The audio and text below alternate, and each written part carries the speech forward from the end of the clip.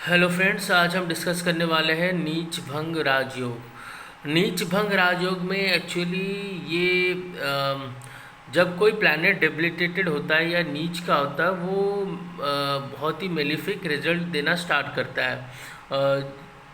Malefic result देना start करता है, इसका मतलब ये है कि फॉर एग्जांपल सूर्य जो है वो नीच का होता है 7 नंबर राशि में, लिब्रा में। तो वो फिर उसका जैसे सूर्य जब एक्सल्टेड होता है तो आप में एक अलग तरह से सेल्फ एस्टीम होता है, आप अपने आप को गर्वित महसूस करते हो। लेकिन जब 7 नंबर राशि में सूर्य होता है आपकी कुंडली में, तो आप बहुत ज़्यादा नेगेटिव थॉट्स होता है, आप अपने आप को बहुत नीचा समझते हो, आपकी सेल्फ एस्टीम में कहीं प्रॉब्लम आती है, जिसके चलते आप आगे नहीं बढ़ सकते, क्योंकि आप में एक अंदर से मोटिवेशन लेवल कम रहता है। ठीक है ना। तो इसके वजह से मेलिफिक रिजल्ट सूर्य देता है 7 नंबर राशि में। तो पिता के साथ ना बनना, ठीक है ना, एक एग्जाम्पल, क्योंकि सूर्य जो है तो पिता का कारक है। तो नीच भंग राज्यों के 4 क्राइटेरिया मैं लेके आ रहा हूँ आपके पास, क्योंकि ज़्यादा और आप बुक्स में और अन्य जगह पर बहुत सारे क्राइटेरियाज हैं, लेकिन जो 4 बहुत ही महत्वपूर्ण क्राइटेरिया हैं जो मैंने खुद देखा है और मैंने सीखा है, वही 4 डिस्कस करेंगे हम। ठीक है। पहला जो कुंडली हम डिस्कस करने वाले हैं ये कर्क लगन की कुंडली है। 4 नंबर राशि पहले हाउस में है, इसकी वजह से।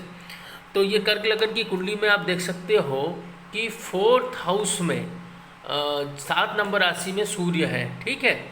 अब यहाँ पर सूर्य होने के कारण नीच का हो गया, लेकिन आप देख सकते हो कि 7 नंबर राशि में लिब्रा साइन में शनि भी उच्च का होता है। तो यहाँ पर शनि उच्च का है और सूर्य नीच का है। तो इसका मतलब ये हुआ कि अगर एक ही राशि में एक प्लैनेट नीच का है और दूसरा प्लैनेट उच्च का है तो यहाँ पर नीच भंग हो जाएगा, क्योंकि इस हाउस 4th हाउस में शनि तो बोल रहा है मैं आपको अच्छा दूंगा, प्रॉपर्टी के रिलेटेड, मदर के सुख के रिलेटेड, घर को लेकर हैप्पीनेस दूंगा, जनरल हैप्पीनेस भी दूंगा। तो ये शनि ये बोल रहा है, सूर्य लेकिन वहाँ पर नीच का हो गया, इसीलिए नीचता भंग हो गई। इसका मतलब ये नहीं नीच भंग का, मैं आपको एक चीज़ बता दूं कि आपका सारा कुछ अच्छा हो जाएगा, ऐसा नहीं होता।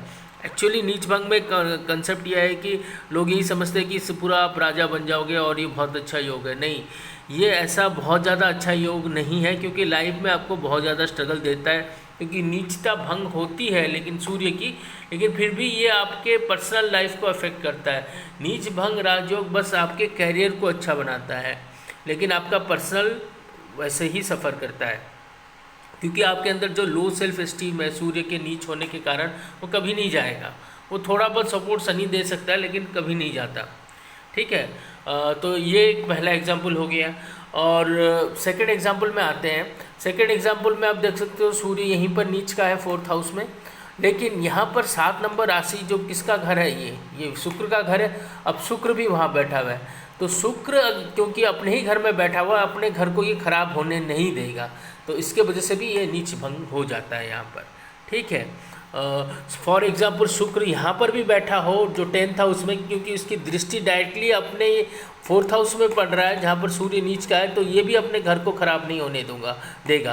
तो आपके पास 2 कंडीशन हो गई। एक तो जो अगर सूर्य नीच का है यहाँ पर 7 नंबर राशि पे, तो 7 नंबर घर का जो लॉर्ड है वो अगर सूर्य के साथ बैठा हो तब नीचता भंग हो जाएगी, और या फिर वो जो 7 नंबर राशि का जो लॉर्ड है वो उसकी दृष्टि पड़ रही होगी, तो यहाँ से इसकी दृष्टि पड़ेगी 4th हाउस से सीधा 10th हाउस से सीधा 4th हाउस पे जहाँ पर सूर्य नीच का है। तो ये भी 2 कंडीशन आ गए हैं इसमें। ठीक है। अब आते हैं जो सबसे ज़्यादा पावरफुल नीच भंग राजयोग यहाँ होता है। अगर नीचता आपका 3rd house, 6th house, 8th house, 10th house और 11th हाउस इनमें हो तो ये नीचता भंग हो जाता है। इसके अंदर एक कंडीशन है, मैं आपको समझाता हूँ एग्जाम्पल की तरफ से। जैसे आप जानते हो कि शुक्र जो है वो नीच होता है 6 नंबर राशि में। ठीक है ना। 6 नंबर राशि में शुक्र नीच का होता है और शुक्र उच्च का होता है 12 नंबर यानी मीन राशि में। ठीक है। तो आपको ऐसे यूज करना है। पहला कंडीशन ये होगा कि वो जो नीचता हो रही होगी वो 3rd, 6th, 8th, 10th और 11th, इस केस में 6th हाउस में हो रही है नीचता, शुक्र का नीच हो जाना यहाँ पर। ठीक है। लेकिन अब आपको ये देखना है कि शुक्र उच्च का कहाँ होता है।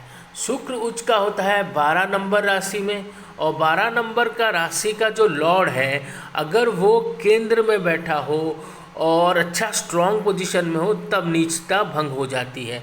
इस केस में शुक्र उच्च का कहाँ हो रहा है, 12 नंबर राशि। 12 नंबर राशि का मालिक कौन है, जुपिटर। सपोज जुपिटर यहाँ पर 1 नंबर राशि में बैठा हो जो केंद्र है, तभी निचता भंग होगी। अगर सपोज जुपिटर एग्जल्टेड है, यहाँ पर तो एग्जल्टेड हो गया, ऑब्वियसली निचता भंग हो जाएगी। अगर जुपिटर यहाँ पर भी बैठा हो तभी निचता भंग हो जाएगी, क्योंकि 1 4 7 10 में होना चाहिए वो। और लेकिन यहाँ पर जुपिटर को नहीं रखेंगे क्योंकि जुपिटर 10 नंबर राशि में नीच का हो जाता है। तो इस एग्जाम्पल में 1 4 7 में अगर जुपिटर बैठा हो तो शुक्र की नीचता भंग हो जाएगी, ठीक है। और एक कंडीशन ये होता है कि अगर D9 चार्ट में अगर आपका D1 चार्ट में, इस एग्जाम्पल को ले लेते हैं, अगर D1 चार्ट में आप देख सकते हो कि सूर्य नीच का है, लेकिन अगर D9 नवमास चार्ट में वही सूर्य उच्च का हो जाए तब भी नीचता भंग हो जाती है, ठीक है। तो ये बेसिकली था नीच भंग राजयोग के ऊपर। मैं बस यही बोलना चाहता हूँ कि नीच भंग इनिशियली बहुत स्ट्रगल देता है, 30 साल के ऊपर के बाद ही कुछ अच्छा इफेक्ट्स आते हैं उसमें। कैरियर में बस मैंने यहाँ पर लिखा है कैरियर में ही अच्छा देगा, पर्सनल लाइफ आपका वैसे ही रहेगा नीच, क्योंकि नीच वाला प्लैनेट फिर भी अपना नीचता दिखाएगा। हालांकि नीचता भंग हो जाती है लेकिन फिर भी ऐसा नहीं कि आप बहुत ज़्यादा उसमें गेन कर जाओगे, ये स्टिल स्ट्रगल देगा लाइफ में।